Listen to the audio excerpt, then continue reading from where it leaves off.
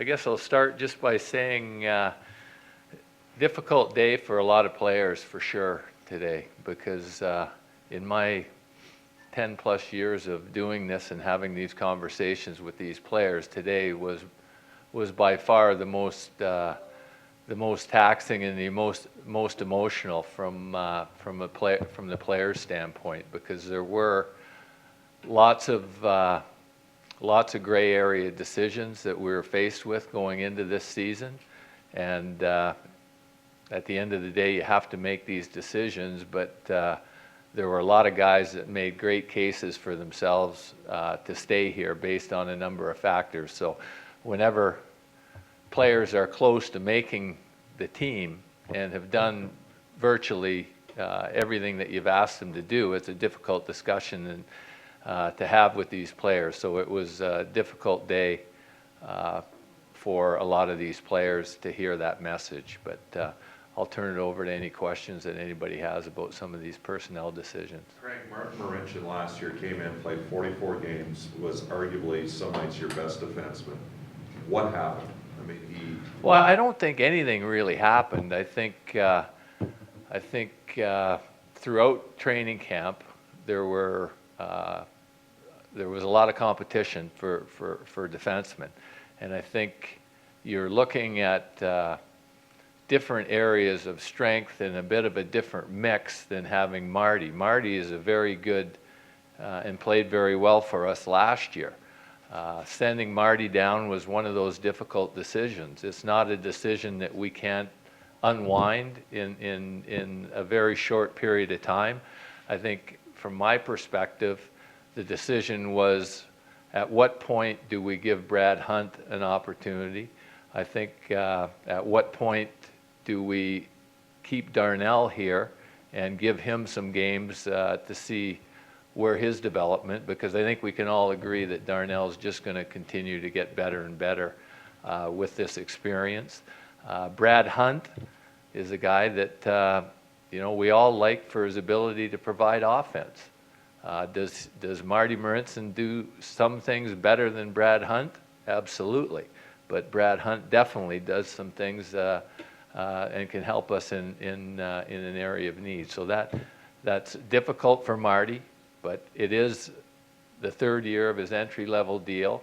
It's the last year that we have the flexibility to try and test drive a couple other players before we have to make a clear decision, because quite clearly, if we were going to have to put Marty on waivers, we in all likelihood would have lost him. Why is it an acceptable risk to put Hunt in the company?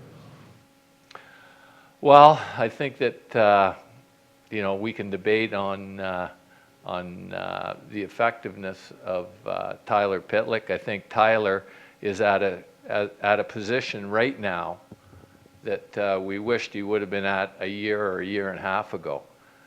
He's turned himself into a professional. I think that I guess it ended up with Tyler as well as Pinizzato. It was two difficult decisions, but at the end of the day, for me, it got down to a positional bias, and I thought the 13th forward here would be best served by being a centerman, and it was a risk I was willing to take. In the past, you've gone with two extra forwards and 7 deep. Decided this time you have lots of defensemen. Well, I think this isn't. This isn't permanent. This is to start the year. You know that there are always going to be injuries.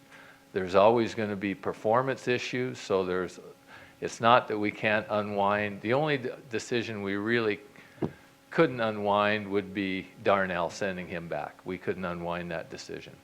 Craig, can you speak specifically about Darnell and Leon, your two guys that you would be sending back to junior? You're viewing that as just a longer look for Darnell, and you have the luxury of that with some injuries on defense, or are you feeling like he's here? Well, right now I feel like he's deserving of the look. And coming into training camp, I thought that if he'd have to play himself out of this opportunity, and quite clearly in my mind, he hasn't done that. He's played exceptionally well for a young defenseman, I think, and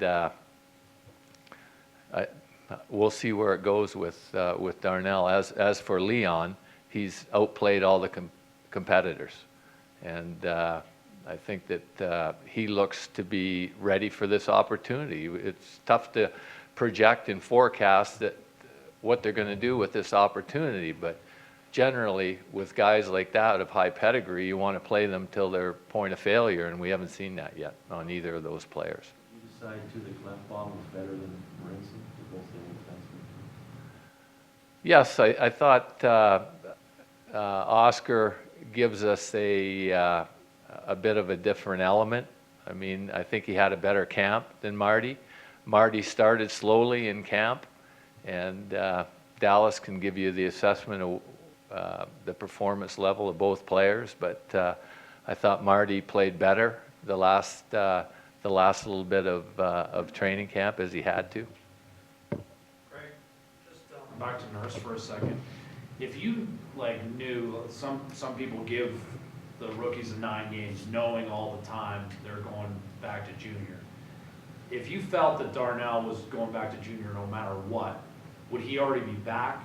In other words, is the reason he's here?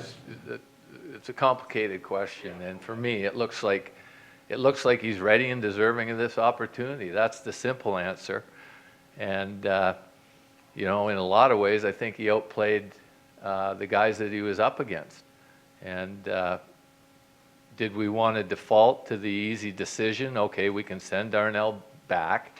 We can send Brad Hunt back to Oklahoma City, and we'll keep Keith, and we'll keep Marty Marinson, and it's an easy thing to do. Was it the right thing to do? I didn't think so. I think based on the way that both those players played and their different areas of strength, I think when's the best time to give Brad Hunt a shot? Is it sending him down and bringing him back up here where it's a little bit more of an awkward situation, or just keep him rolling?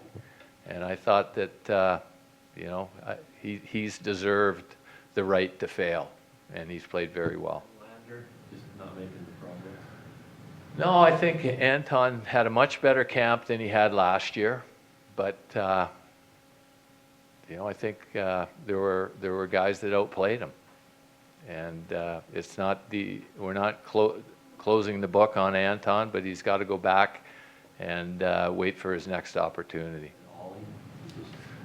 Keith was a guy that started off slowly at training camp and continued to get better, as you might expect from the amount that he played last year. Each and every game he got better, so he played very well last night. He played pretty well against Vancouver here at home, and excellent last night. But my assessment of Keith was he wasn't going to be in our lineup opening night, so let's keep him playing, keep him in the rhythm. He didn't, as I said, play that much last year, and again, you run the risk of losing him off waivers, but it was an acceptable risk, obviously, at least I thought it was.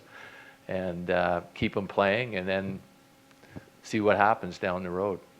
You guys, do you feel Petrie will be ready to play, even though he hasn't played a game in the preseason? It's not an ideal set of circumstances, but we feel that he's getting close to be ready to play, and he'll get that opportunity if he is ready. Sorry to interrupt. Yeah. You hit the regular season, Nugent Hopkins, Draisaitl, Arcobello, Gordon, Acton as well as an option at center. How would you characterize where you're at with your center ice position? Are you actively looking to upgrade it? Are you confident with what you have and wanting to see what it can do as you? Well, it's much improved than what we started the year with last year, with both Sam and Nugent Hopkins out. So there's a pretty significant improvement in the performance level of Nugent Hopkins. Been very happy with Leon. Boyd Gordon steps in, so it's a much improved center core. I think the the downside today is we lost a lot of size, and a lot of it up the middle, but it's just not time for those guys yet. Bogdan was close. We entertained thoughts of keeping him. Jujar was very close. We entertained thoughts of keeping him. Both, we need these guys to develop and get here quickly.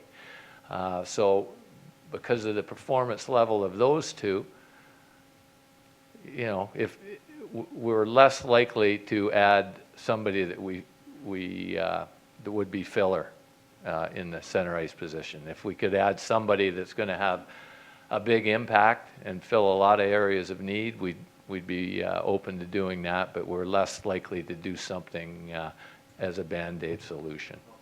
Gaz did play, another one hasn't played games. Yeah, well, we'll see. He's not been cleared for contact or cleared to play at this point, but I think that's you know, a week or two down the road. You don't really have a so-called protector in your line. Well, you look around the league, there's the depth in organizations is such right now that it makes that position less important. I think there are going to be times that we want the toughness. Steve Pinizzato would have filled that bill for us, but the decision was based on the way Jesse Joensuu played. He was maybe our most effective forward. So that put the toughness down in Oklahoma City. Craig, just back to the comment about the center and if you could add a guy that could help you in a couple different areas, obviously be an impact guy for is this a cash in, cash out scenario, or could you take a little bit of money hypothetically in that deal? Every situation we'll have to evaluate as it arises. I don't want to get into hypothetical situations, but every situation it'll be evaluated based on the merits of that particular trade. I mean, we'd find ways to do things if it was going to really help us. Yep. We're talking about, you know, fifth centers and fourth wingers and stuff like that. Oilers fans sitting at home basically wondering, how is this team going to give me some meaningful games in March that it hasn't given me for a long time? What are the elements you've been hearing? Well, you're underestimating the quality of our fans, because I think the educated fan base would say that there's a lot of reason for optimism now, and a lot of those factors have been well documented. I think I know the goaltending is stabilized. I've been happy with the goaltending. We set out to make some changes and improve the depth on defense. We've done that. I think there's no question about that. So that gives us a better opportunity there. We've got development of our star players. I think we've added with Leon playing well. Teddy Purcell has played very well the last 3 games. Benoit Pouliot has been an extremely valuable addition that I've seen. So there's no question in my mind that we're better, and we're significantly better. But we're closing a significant gap. We were a very poor team last year, a very flawed team last year. So my optimism is muted by the fact that we have a significant distance to close to get into that race. Craig, you've been having different guys playing with Justin Schultz. That's still a goal of yours. You got to find one defenseman who can play with him every night, as you all know. Well, I think Justin has played well with whoever he's played with, and he's played with some. He's played with Oscar. He's played with Darnell. He's had success with everybody that he's played with. I think he's had a very solid training camp. You don't need a defensive type of defenseman. Somebody's going to emerge in this group. Somebody's going to emerge. With Darnell, to get a little more clear, Yeah. has he got 9 games to play himself onto the team or 9 games to play himself off of the team? Is there a difference? Like, I think the fact that the point is that he's got an opportunity like everybody else. Everybody is constantly being evaluated, whether you're a 19-year-old defenseman or whether you're a 24-year-old defenseman. I mean, 9 games might be a stretch for anybody. I mean, poor performance will get anybody in trouble, and great performance will elevate everybody's stature in the game, and he's no different. I don't want this to be perceived as something different. He's in a different circumstance based on where he is as a player. He's the only player, along with Leon, that we have the potential and the ability to send back to junior. But I'm not sitting here saying that that's a rubber stamp destination for either player, but we all know for sure that there's a significant level jump from the game that we played last night to the game we're going to play Thursday night. And these players, these young players, and everybody really has proven, at least in my mind, based on who's on our roster, that they've been able to overcome the initial hurdle and the initial level. Now, whether Hunt and Nurse and everybody else is going to be able to perform at the same level on Thursday is a question, and but they're deserving of that opportunity to provide that answer at this point. Darnell's case is it's still better that even if he doesn't play every game, where like Leon will probably be playing as a second line center, whereas defenseman you've got lots of defensemen.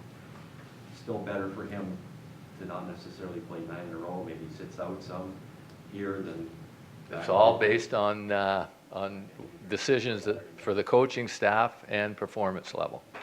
And you know, the one thing that normally undoes young defensemen is inconsistency, but I haven't seen that out of Darnell at all. And you figure with Leon's case, as long as you've got Nugent Hopkins and all, he's not. You can ease him into the situation where he's not going to be seeing the other team's best defenseman every night, like Nugent did when he came in. He was seeing your best center, and he was playing against the other guys' top guys. Well, he's going to see plenty of tough competition. There's no question about that. Whether it's the other team's best defense pair, is doubtful, but he'll see plenty of tough competition, and he's going to have to overcome that to have success. Craig, just in the ways you tested Leon, I mean, you played him back-to-back nights, you played him a bunch of minutes, 3 games in 4 nights, like you kind of seemed like you tested him in a number of different ways just for that stamina or ability or just to see. And experience, getting him experience. And the thing that I liked about Leon, one of the things I liked about Leon is even when he wasn't productive offensively, he wasn't particularly unproductive defensively. He wasn't hurting us with his decision-making defensively. He wasn't cheating. He came in with a game plan. He was here for a few months in the summer. He said all the right things to me in those conversations. He's got to learn how to play the game away from the puck. He showed a level of maturity that most 18, 19-year-olds don't have. And he backed the talk up with the actions on the ice where he played pretty well away from the puck.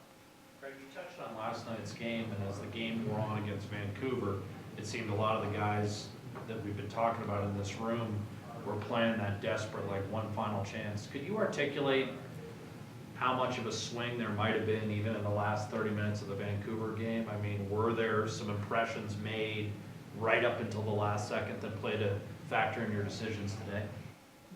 Absolutely. Yeah, there was, you know, your players are being evaluated. You're going into a very tight race.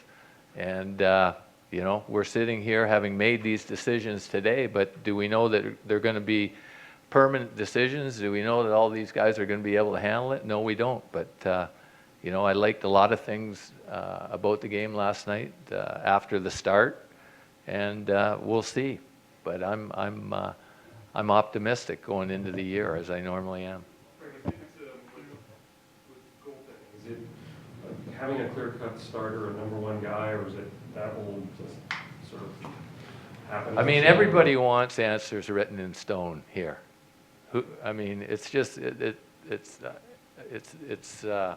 for me, it's all based on performance. And Victor Fast has played incredibly well in training camp, as has Ben. And based on, I mean, you'll have to ask Dallas who the starting goaltender is, but it's going to be all based on performance, solely based on performance, because these guys are very close. And I think it's a tandem that works on possibly whatever level. But if they both play well, they can both expect to see the net. Thank you, guys. Yep. Obviously, guys on one-way contract should come in very, well, some teams would say, I can't send that guy down. The one-way, he's got a two-way, he's always got a one-way, he's going down, and he's got a one-way. It's not permanent. I mean, Ollie could be back shortly. All right? Thanks, Chris.